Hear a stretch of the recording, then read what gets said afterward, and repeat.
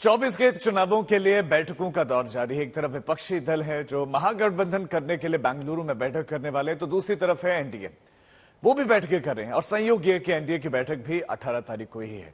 ये बैठक दिल्ली में है और बीजेपी छोटे दलों को साथ कर चुनावी मैदान में उतरने की तैयारी कर रही है।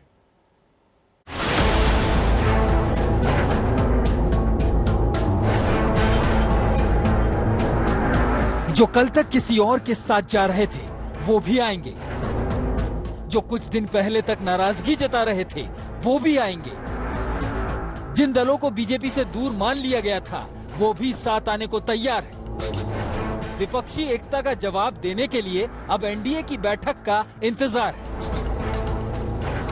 और बेंगलुरु में पीएम मोदी के खिलाफ मोर्चाबंदी से पहले गृह मंत्री अमित शाह का ओम प्रकाश राजभर के साथ ये ट्वीट कर विपक्षी दलों को झटका दे दिया है। विधानसभा चुनाव में अखिलेश यादव के पाले में खड़े ओम प्रकाश राजभर की पार्टी को एनडीए का हिस्सा बना लिया। नहीं, देखिए, डील कुछ नहीं हुई। आपने ट्वीट पढ़ा और जो आप लोगों के बार बार सवाल होते थे कि सुहेलदेव भारतीय समाज पार्टी किधर, राजभर किधर जा रहे हैं, आप लोगों के भी दिल में धड़कन बढ़ती रहती थी, हम भी परेशान रहते थे। तो इस पे एक विराम लग गया कि अब सुहेलदेव भारतीय समाज पार्टी एनडीए में शामिल हो गई। अब हम मिल करके सब लोग चुनाव लड़ेंगे।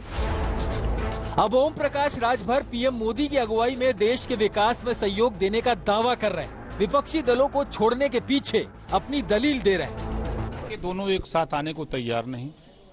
न अखिलेश जी कांग्रेस को लेने को तैयार, कभी हाँ कभी ना, मायावती से बात करने को तैयार नहीं।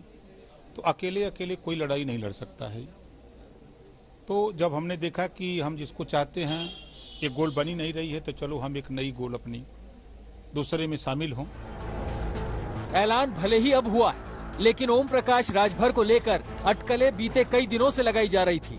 अब जब राजभर बीजेपी के साथ है तो समाजवादी पार्टी उन पर सवाल उठा रही है। देखिए, ओम प्रकाश राजभर जी की बातों का कोई भरोसा नहीं।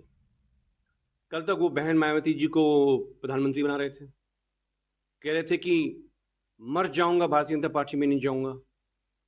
कल वो समाजवादी पार्टी को भी कह रहे थे कि अगर वो बहन जी को प्रधानमंत्री बना दें तो हम सब लोग साथ आ जाएंगे। तो बहन मायावती जी को तो 2019 में भी माननीय अखिलेश यादव जी ने, पूरी समाजवादी पार्टी ने यह सपना देखा था हम लोगों ने मिलकर कि एक दलित की बेटी दिल्ली जाए।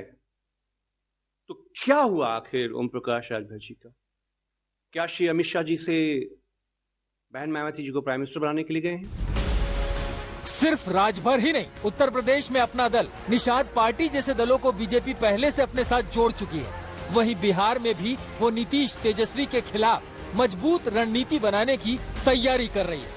इसी कोशिश के तहत चिराग पासवान को भी एनडीए की बैठक में शामिल होने का न्योता दिया गया।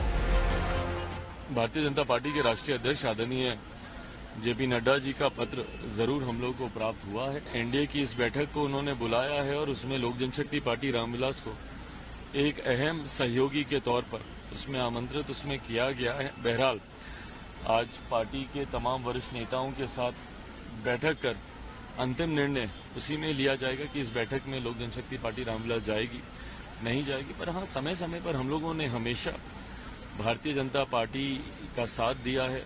जो पटना में विपक्ष की बैठक हुई उससे इतने घबरा गए हैं कि जिनको ये कभी पूछते भी नहीं थे। अरे भाई, चिराग पासवान का कितना अपमान किया, मंत्री बनाया किसको, और चिराग पासवान से नीतीश कुमार को लड़ा तो दिया, लेकिन किस तरह से इस्तेमाल करके फेंक दिया। आज जरूरत है। बिहार में जितेंद्र राम मांझी पहले ही महागठबंधन का साथ छोड़ चुके हैं। वो भी 18 जुलाई को दिल्ली में एनडीए की बैठक में शामिल होंगे।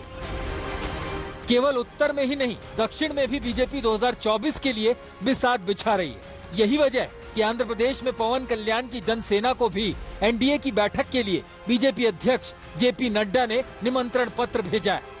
साफ है कि 2024 चुनाव की तैयारियों में जुटी बीजेपी लगातार अपना कुनबा बढ़ा रही है। वहीं कांग्रेस इन कोशिशों को बीजेपी का डर बता रही है।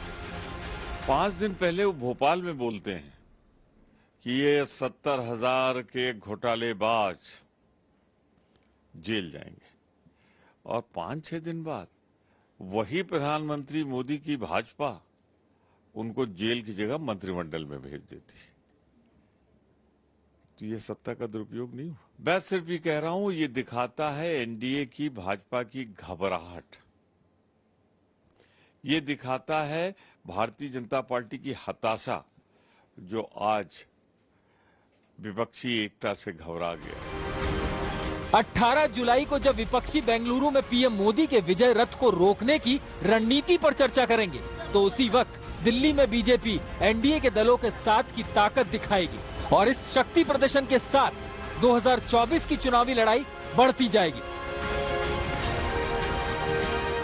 लखनऊ से कुमार अभिषेक, दिल्ली से हिमांशु मिश्रा के साथ आज तक ब्यूरो।